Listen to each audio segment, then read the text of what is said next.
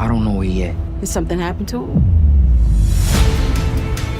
I just want you to protect me. I cannot protect you from Reg. I can't believe this day has finally come. No more cheating. No more secrets. I'm grateful to have someone in my life I know I can trust. I want my freedom. What's the point of being free if she kills you? I'm tired of running. Everything you thought you understood about this season just shattered into pieces. After episode 7 of the Cheese final season, the entire board has been flipped, and nobody, not a single character on that screen, is safe from what's coming next. There is a name, a single name. And the moment Bari decides whether or not to say it out loud, the fates of at least 3 people will be sealed forever.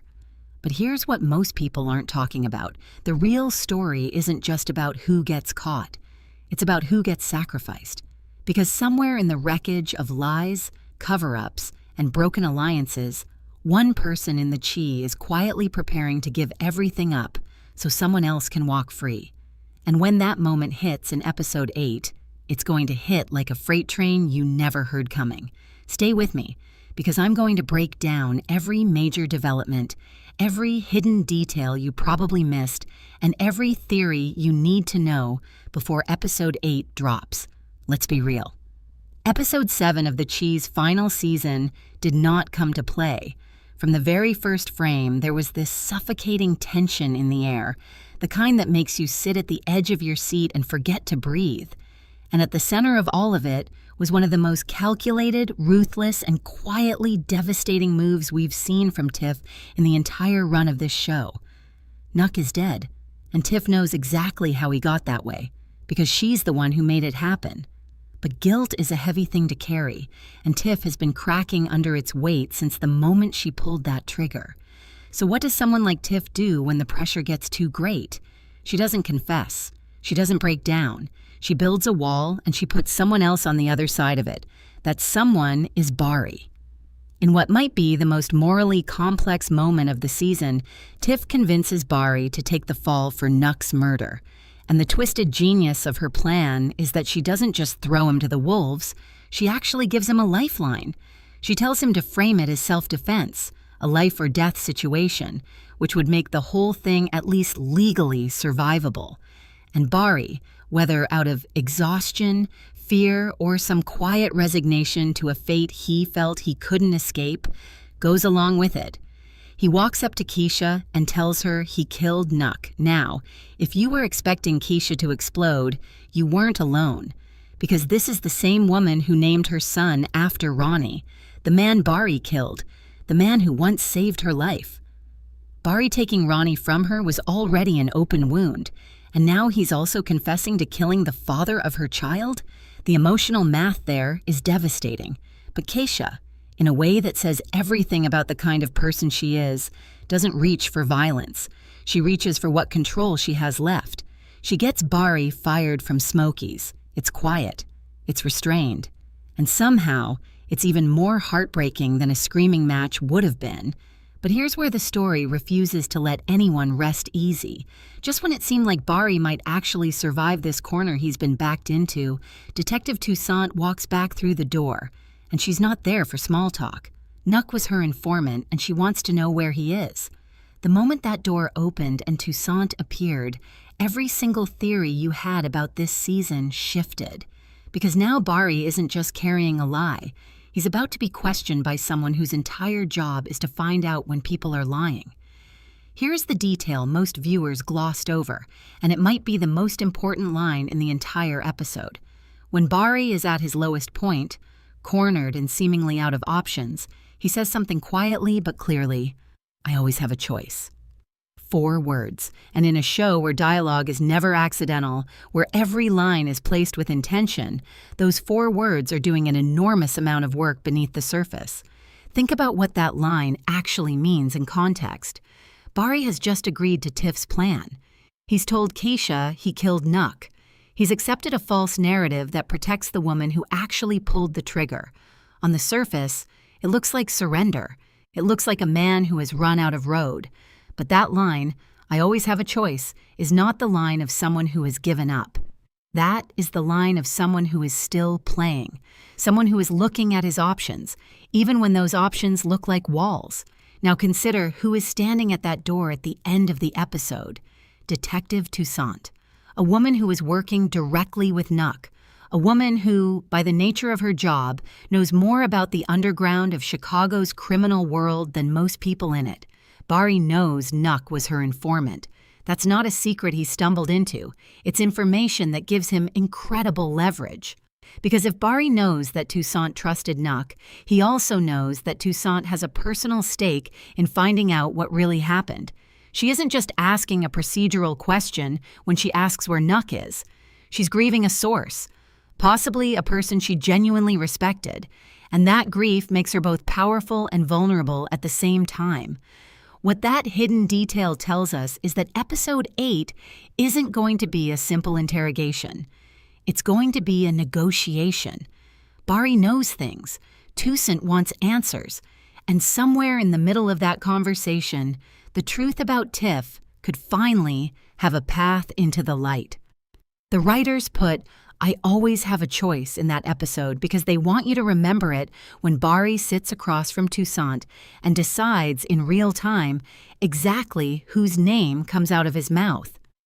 Here is where things get genuinely fascinating because there are multiple roads this story could take in episode 8, and each one leads somewhere completely different for the future of the Chi. Let's walk through the most likely possibilities, because the stakes couldn't be higher. The first and most compelling theory is that Bari gives up Tiff. Think about it from his perspective. He is a man who has been trying, desperately and imperfectly, to leave the criminal life behind. He has regrets. He has carried the weight of Ronnie's death, Nuck's death, and a dozen smaller betrayals that have quietly hollowed him out. Tiff didn't give him a choice.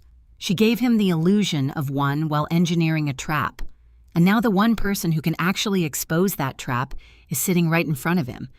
It's possible that Bari decides, in that interrogation room or wherever Tusant catches up with him, that the smartest move he can make is to tell her everything.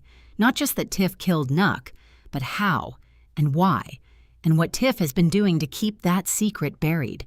If Tusant believes him, and there's every reason she might, Tiff could be looking at an arrest before the end of episode 8. But there is a second theory, and it involves Victor. And this one is going to hit you differently. Victor has been the quiet, emotional heart of this show for years. He's the one who loves hardest, sacrifices most, and feels everything the rest of the world is trying not to feel.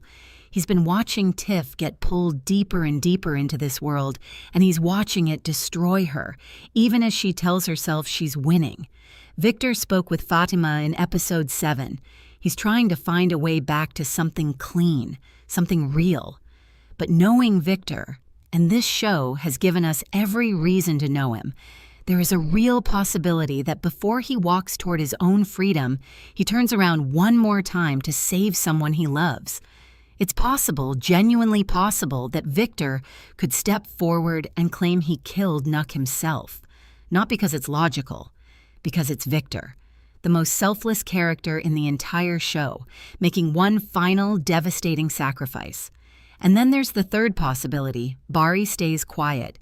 He keeps the lie going, tells Tusant what Tiff told him to say, and buys everyone a little more time. This is probably the most dangerous outcome, because it keeps a pressure cooker sealed when the steam needs somewhere to go. And pressure cookers always blow eventually. Beyond Bari and Tusant, the rest of Chicago is moving towards something explosive, and it doesn't need a murder confession to light the fuse. Smitty is now running the 63rd Street mob, and he didn't get to that seat by being slow. He has already cut ties with Tiff, which tells you everything about how calculating he is. He saw the situation clearly, he made a decision, and he moved. Meanwhile, Reg, who has been losing ground since Keith and Jordan walked away from him, has done the one thing nobody expected. He partnered with Tiff. That partnership is not built on trust. It's built on desperation on his side and strategy on hers. And Smitty knows it. What this sets up for episode 8 and beyond is something the show has been building toward all season long. A mob war, Not a cold war of looks and whispered threats, but an actual physical conflict over territory, product, and power. Smitty could make a move against Reg in episode 8, possibly going after his product as a first strike. That would force Tiff to respond, and at that point, every alliance in the city gets tested. And in the middle of all of this chaos, Emit and Kesha are still trying to plan a wedding, which is either the most hopeful thing in the show or the most heartbreaking setup for something to go terribly wrong at the worst possible moment. So here's where we land. Episode 7 left us with a city on the edge of war, a man holding a secret that could save him or destroy someone else, and a detective who is not going to stop asking questions until she gets the truth. The Cheese final season is not winding down, it is winding up. Every thread, every lie, every sacrifice is pulling tighter and tighter toward a conclusion that nobody is going to see coming. Now, I want to hear from you. When Bari sits across from Detective Tusant, what do you think he does? Does he protect Tiff, or does he finally give her what she deserves? Drop your answer in the comments right now, because this conversation is just getting started.